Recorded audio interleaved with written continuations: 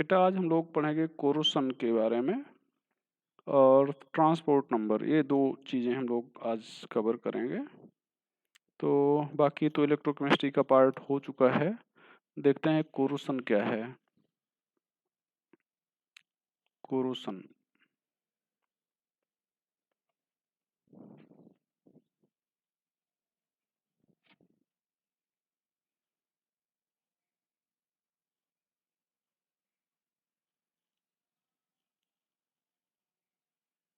Corrosion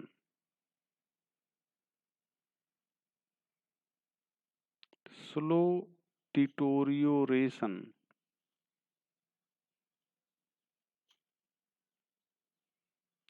of metal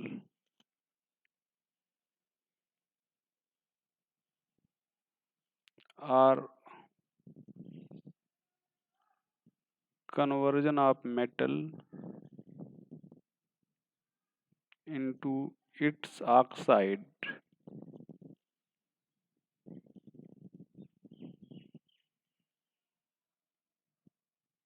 in presence of moisture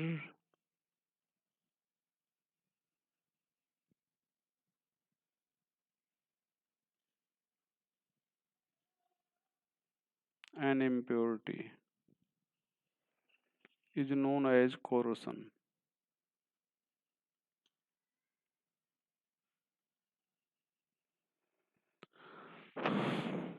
तो corrosion में क्या होता है कि मेटल जो है अपने ऑक्साइड में बदलता है, स्लोली बदलता है, या डिटोरियोरेशन हिंदी में क्षरण बोलते हैं। हिंदी में क्षरण बोलते हैं। तो मेटल का स्लोली क्षरण होना ये गलत है। अच्छा, यहाँ पर कोरोशन जो है ये इलेक्ट्रोकेमिकल प्रोसेस है।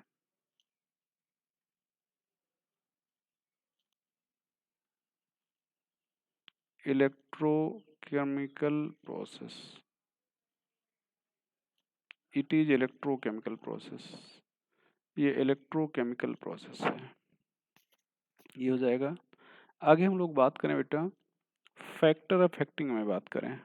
Factor affecting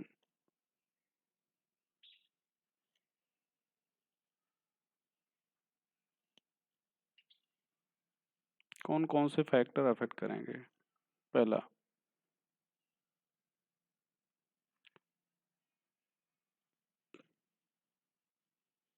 presence of moisture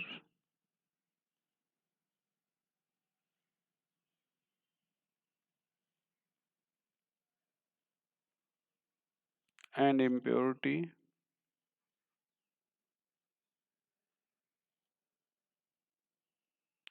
presence of saline water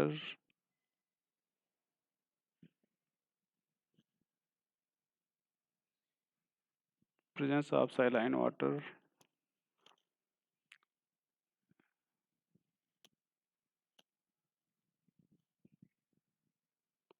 reactivity of metal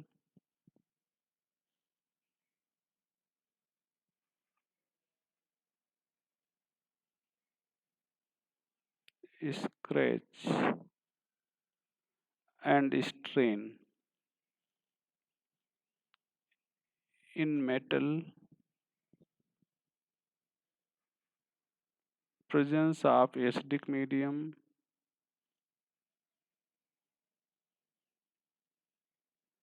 presence of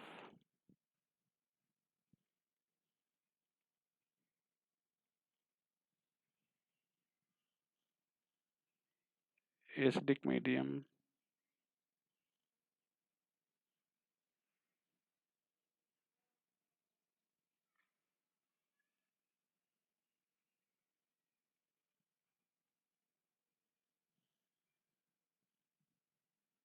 presence of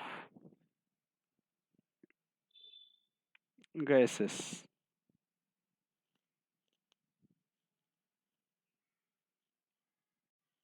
like CO2, SO2, O2 etc. Note करके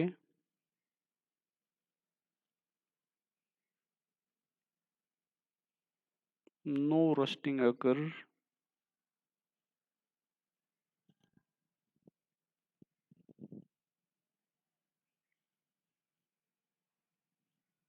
इन वैक्यूम। वैक्यूम में कोई रस्टिंग नहीं होगी।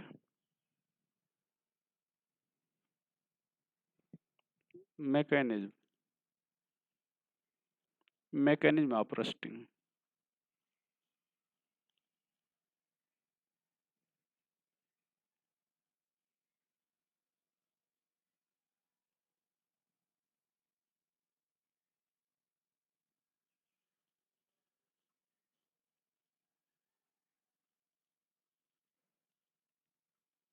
या कोरोशन।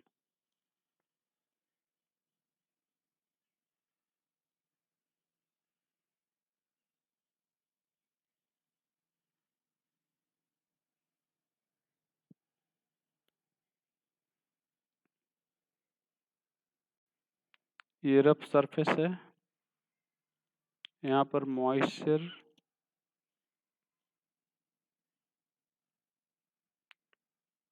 प्लस इम्प्योरिटी, ये हो जाएगा electrolyte.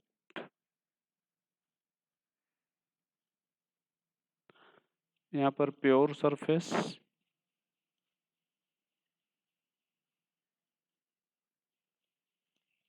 Cathode.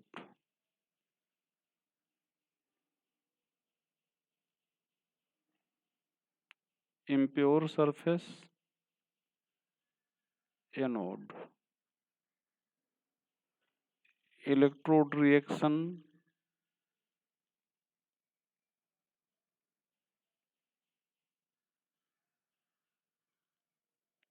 Are as follow.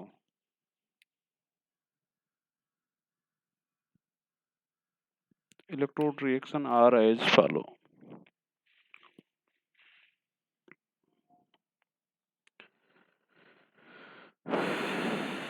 यहाँ पर ध्यान दो,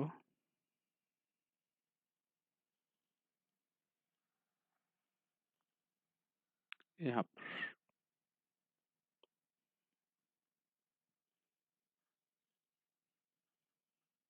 Fe double plus plus plus 2 electron minus anode पर। यहाँ पर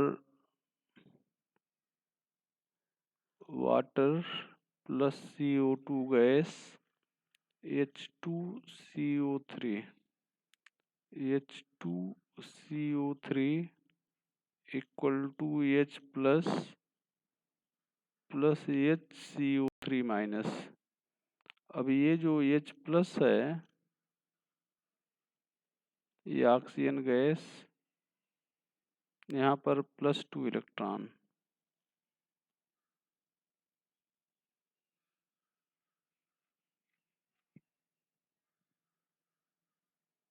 ये प्लस 2 इलेक्ट्रॉन,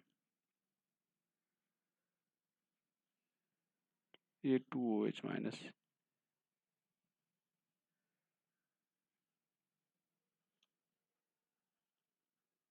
ये कैथोड हो जाएगा।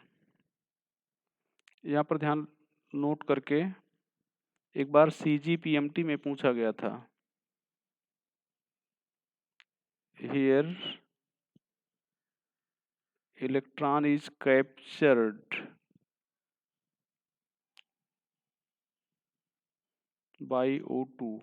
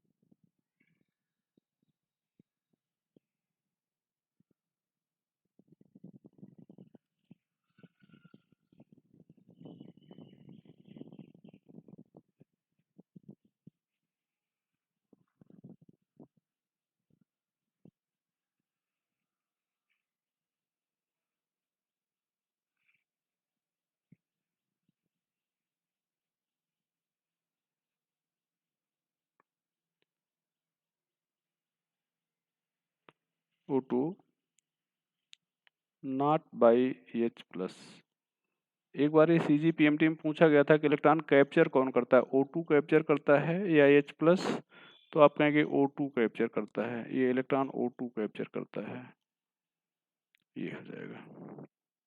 चलो, तो इतने को आप लोग जानते रहेंगे।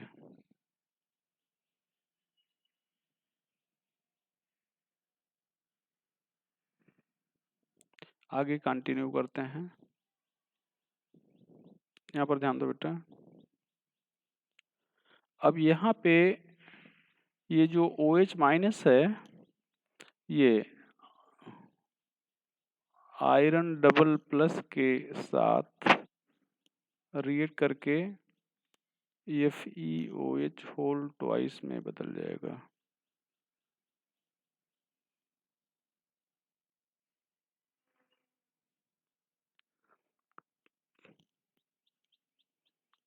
comes at surface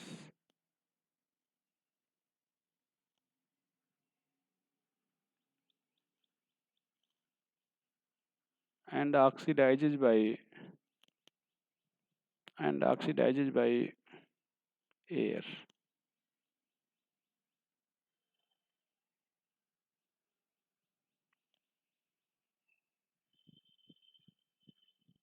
यहाँ पर ध्यान दें, तो यहाँ पर हो जाएगा FeOH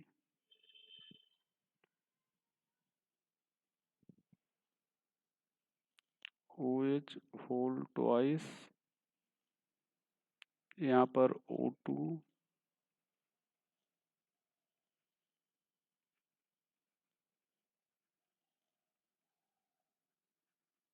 ये, इसको आप रस्ट कहेंगे या इसको हाइड्रेटेड फेरिक ऑक्साइड कहेंगे।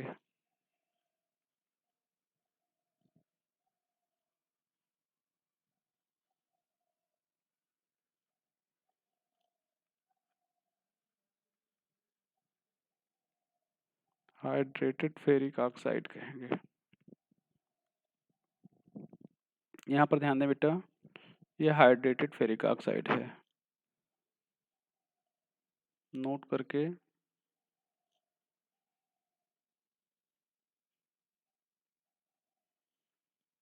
In rust, oxidation number of Fe is +3. Iron exists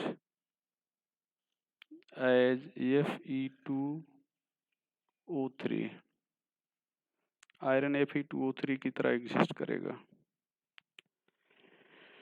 और ये हो जाएगा आयरन एग्जिस्ट है on rusting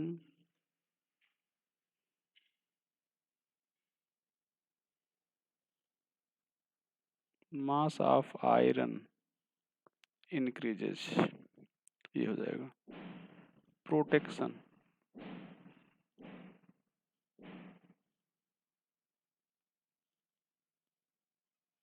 प्रोटेक्शन पहला by barrier protection,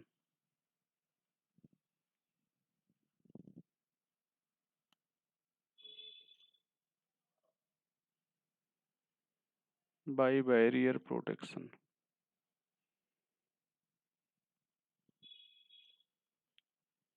metal which has to be protected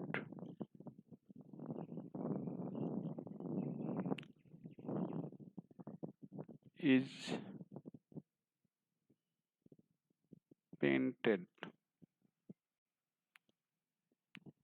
or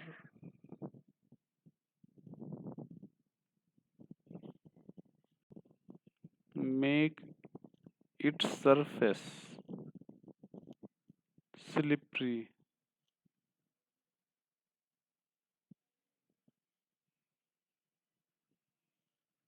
by oiling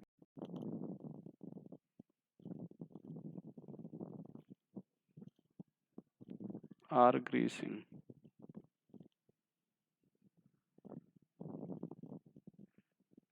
By oiling or greasing.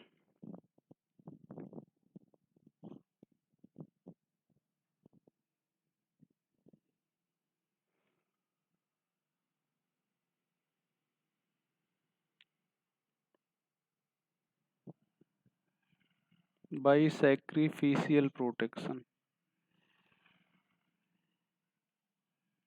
Sacrificial protection होता है बेटा यहाँ पर बैरियर प्रोटेक्शन में जिस मेटल को प्रोटेक्ट करना होता है उस पर ऑयल या ग्रीस की पेंट कर देते हैं।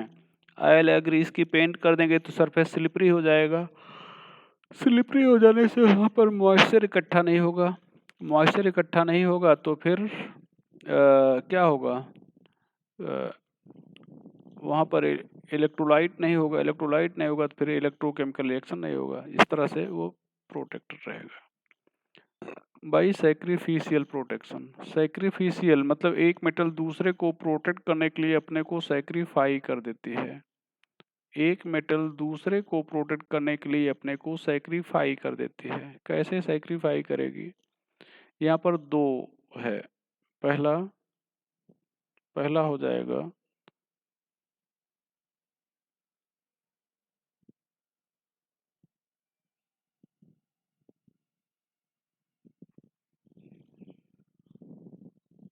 By covering.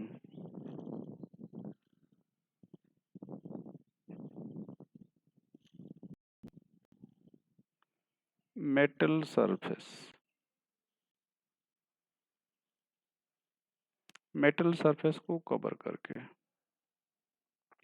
यहाँ पर ध्यान दें, जिस मेटल को प्रोटेक्ट करना होता है, जैसे मान लो हमें आयरन को प्रोटेक्ट करना है तो उस पर हम लोग ज़्यादा इलेक्ट्रोपॉजिटिव मेटल की कवर चढ़ा देते हैं। ये ध्यान दो, ये आयरन जिसका प्रोटेक्शन करना है, इस पर आपने टिन की कवरिंग चढ़ा दिया है, जिंक की। तो जिंक की कवर को आप गैलोनाइजेशन कहेंगे। जिंक की कवर चढ़ाने के प्रोसेस को गैलोनाइजेशन कहेंगे। अगर आपने टिन की कवरिंग चढ़ा दिया है तो इसको टिनिंग कहेंगे। ध्यान रखिए, टिनिंग। यहाँ पर आप जिंक की कवरिंग किए हैं तो गैलोनाइजेशन कह रहे हैं। जिंक की कवरिंग को गैलोनाइजेशन और टिन की कवरिंग को टिनिंग कह रहे हैं। तो ध्यान रखा जाता है कि जिस मेटल को प्रोटेक्ट करना होता है उसको हम लोग किसी ज़्यादा इलेक्ट्रोपॉजिटिव मेटल से कवर करते हैं। किसी ज़्यादा इलेक्ट्रोपॉजिटिव मेटल से कवर करने का क्या मतलब हुआ? अगर आपने कम इलेक्ट्रोपॉजिटिव मेटल, जैसे यहाँ पर जिंक आयरन से ज़्यादा पॉजिटिव है और टिन कम पॉजिटिव है, मान लो कम इलेक्ट्रोपॉजिटिव मेटल से आपने यहाँ पे कवरिंग कर दिया, तो अगर ये सरफेस टूट गया तो सरफेस टूट जाने पर यहाँ पर मॉइस्चर और इम्प्योरिटी कलेक्ट हो जाएगी। अब इस मॉइस्चर और इम्प्योरिटी के कांटेक्ट में दो मेटल हैं, ये जिसकी एक तो कवर बनाया गया था, मान लो ये जिंक की कवर थी या टिन की कवर है, और एक जिसको आपने प्रोटेक्ट किया, ये दो मेटल हैं। अब ये दोनों इलेक्ट्रोड की तरह बिहेव करने लगेंगे। क्यों? चूंकि दोनों ये इलेक्ट्रोलाइट के संपर्क में हैं। अब यहाँ पर अगर मान लो आपने टिन लिया है तो इससे ज़्यादा पॉजिटिव आयरन है तो आयरन इलेक्ट्रॉन देना शुरू कर देगा। आयरन इलेक्ट्रॉन देना शुरू कर देगा तो आयरन की फिर ऑक्सीडेशन शुरू हो जाएगा और ऑक्सीडेशन होना ही रस्टिंग हो जाएगा। ठीक है, और ये आयरन देना शुरू कर देगा, टिन इलेक्ट्रॉन लेना शुरू कर देगा। तो चूंकि इलेक्ट्रॉन लेने वाला भी है इसलिए अब रस्टिंग तेजी से हो जाएगी, रस्टिंग काफ़ी तेजी से बढ़ेगी। और अगर मतलब कवरिंग ना होता तो शायद रस्टिंग स्लो होती है, लेकिन जिंक टिन की प्रेजेंस में जब कवर टूट गई है तो रस्टिंग काफ़ी तेजी से बढ़ जाएगी। अच्छा, गैलोनाइजेशन अगर आप किया है तो जिंक की मान लो कवर टूट भी गई तो जिंक पॉजिटिव मेटल है, मतलब यहाँ पर इलेक्ट्रॉन जिंक देगा, तो इलेक्ट्रॉन जिंक देगा तो ऑक्सीडेशन जिंक का, आयरन का ऑक्सीडेशन होगा नहीं, तो आयरन का ऑक्सीडेशन नहीं होगा, इसका मतलब इसकी रस्टिंग नहीं होगी। तो यहाँ पर the metal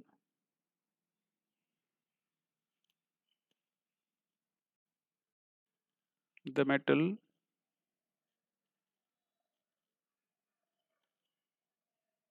which has to be protected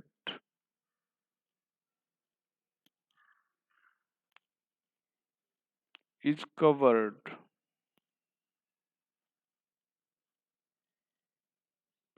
with more electropositive metal.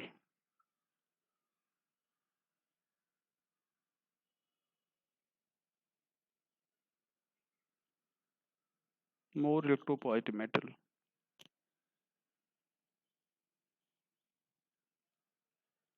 For example, iron can be protected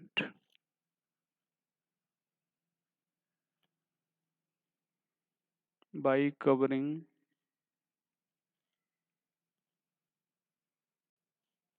of zinc.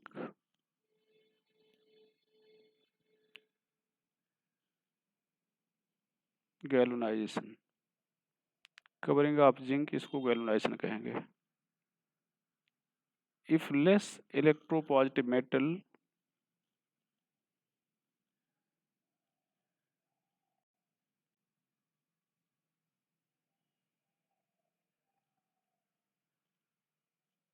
is taken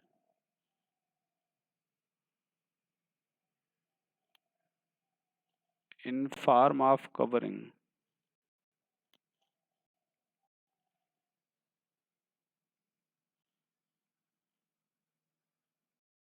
then rusting become fast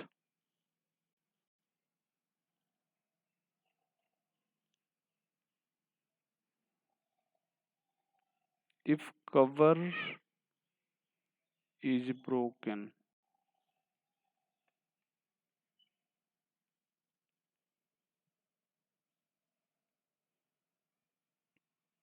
इसमें दूसरा पार्ट हो जाएगा by cathodic protection.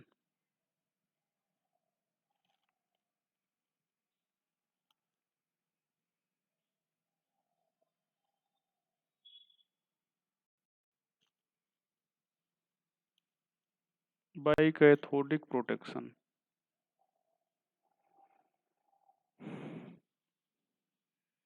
in this process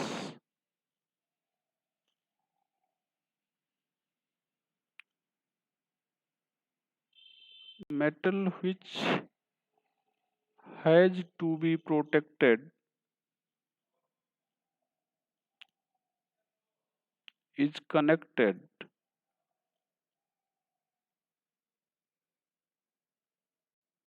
with more electropositive metal।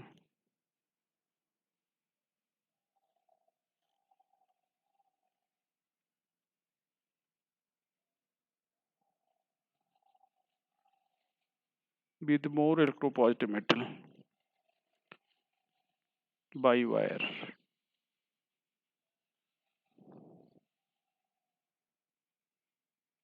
अब यहाँ पर ध्यान दें, जैसे मान लो हमें आयरन का प्रोटेक्शन करना है,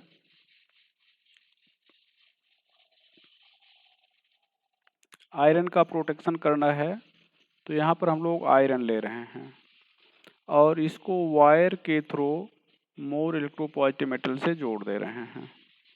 अब यहाँ पर मॉइस्चर और इम्प्योरिटी कलेक्ट होगी तो ये इलेक्ट्रोलाइट की तरह बिहेव करेगा, ये इलेक्ट्रोलाइट की तरह बिहेव करेगा। अब यहाँ पर मान लो ये आयरन है और ये जिंक है यहाँ पर।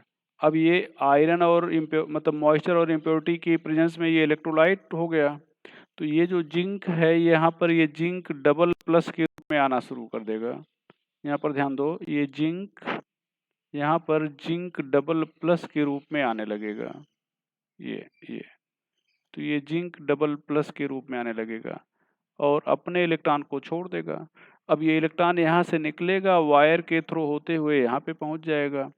तो जब वायर के थ्रू होते हुए यहाँ पे पहुँच जाएगा तो आयरन अपना इलेक्ट्रॉन नहीं छोड़ पाएगा, मतलब इलेक्ट्रॉन का ऑक्सीडेशन नहीं हो पाएगा। ऑक्सीडेशन जिंक का होगा, ऑक्सीडेशन आयरन का नहीं होगा।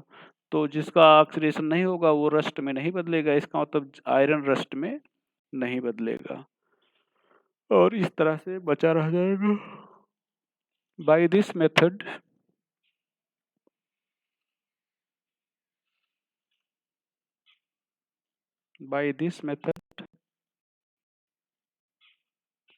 Petrol tanks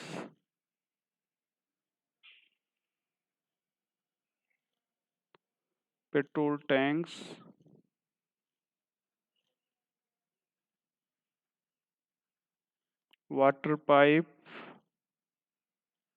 and ships are protected। Ships are protected. तो इस मेथड से पेट्रोल टैंक्स, वाटर पाइप्स और जो जहाजें होती हैं उनका प्रोटेक्शन किया जाता है। यहाँ पर एक क्वेश्चन पूछा जाता है कि जो शिप्स होती हैं उनके नीचे मैग्नीशियम ब्लॉक चिपका देते हैं, क्यों चिपकाते हैं? तो ऑप्शन बना हुआ है कि रस्टिंग से प्रोटेक्ट करने के लिए, ठोकर से बचने के लिए, व्हेल से बचने के लिए। तो आप क्या बताएंगे? रस्टिंग से बचने के लिए। यहाँ पर magnesium block is fitted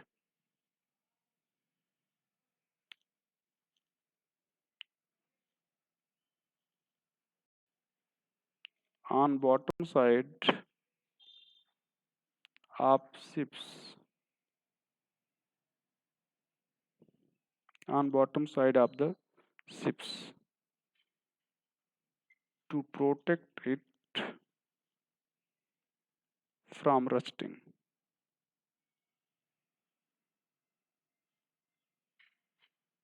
To protect it from rusting. इसको रस्टिंग से बचाने के लिए ऐसा करते हैं। एक और मेथड है, by using anti-rust solution.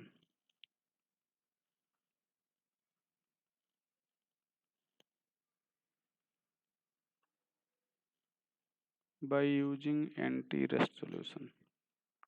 यहाँ पर ध्यान दें बेटा,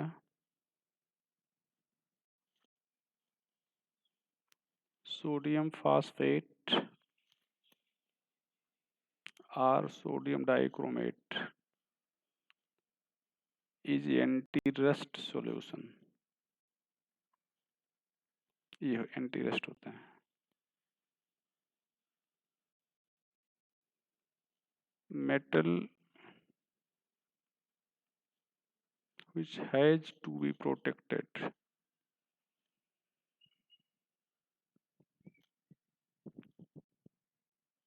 is dipped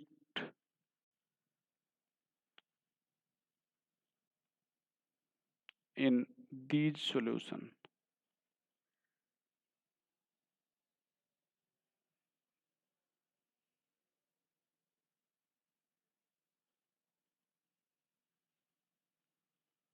इन सॉल्यूशन में उनको डुबो देते हैं। Metal which has to be protected is dipped in these solution, उनको इन सॉल्यूशन में डुबो देते हैं।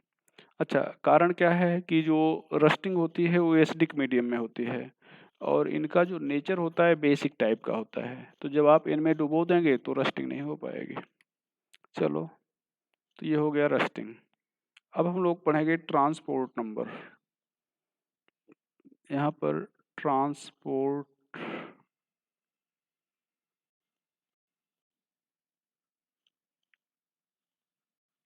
नंबर।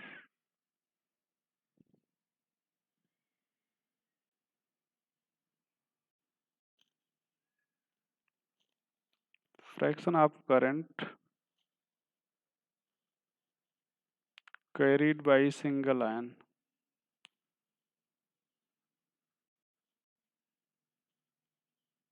या इंडिविजुअल आयन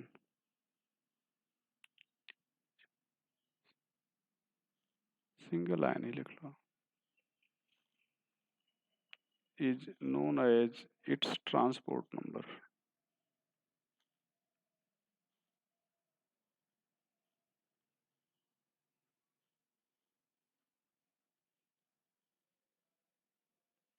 यहाँ पर transport number inversely proportional, directly proportional.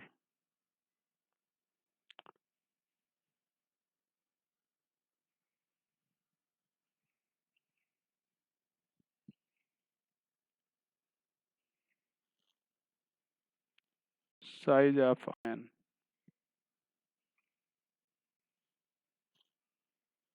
inversely proportional to concentration। It also depend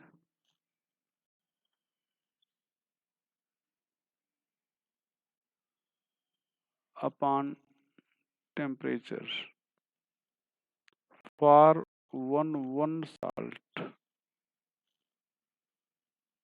transport number increases up to 0.5 with increase in temperature and then decreases and then decreases। यहाँ पर N C, यहाँ पर U C upon U A, N A U A U C, N C and N A.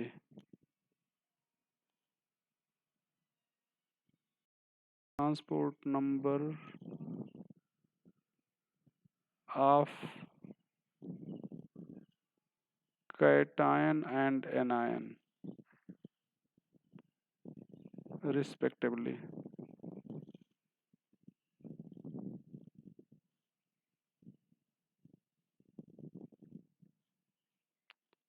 UC and UA।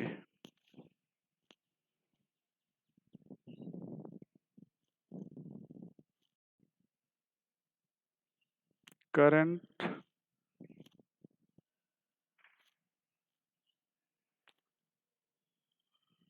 carried by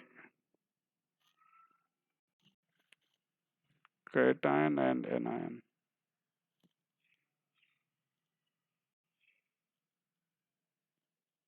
respectively।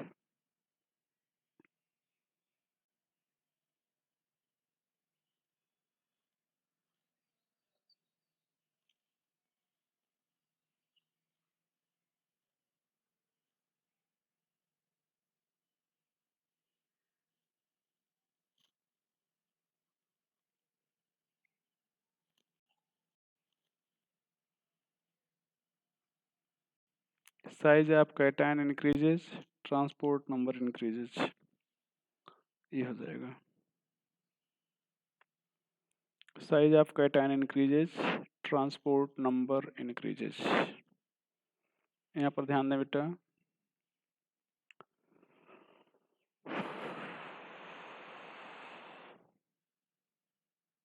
आगे चर्चा करें। Absolute ionic mobility,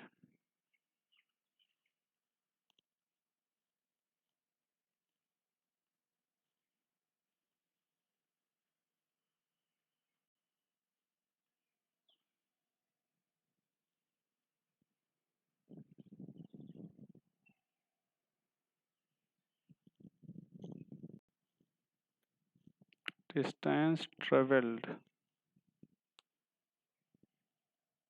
by any ion in centimeter per second under potential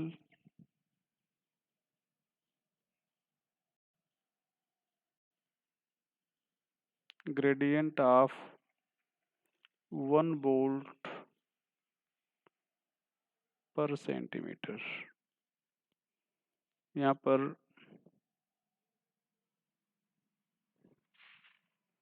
UC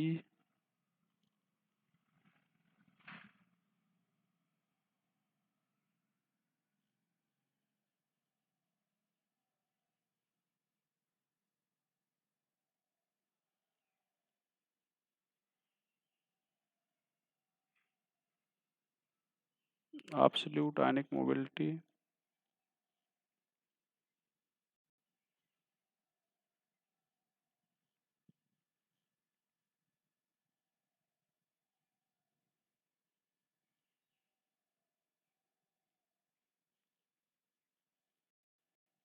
ionic conductivity,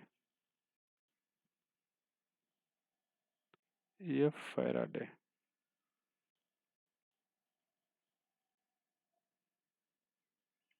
F Faraday हो जाएगा। तो ये था electrochemistry के बारे में। तो आज की बात यहीं पे ख़त्म करते हैं, आगे कोई नेक्स्ट चैप्टर शुरू किया जाएगा।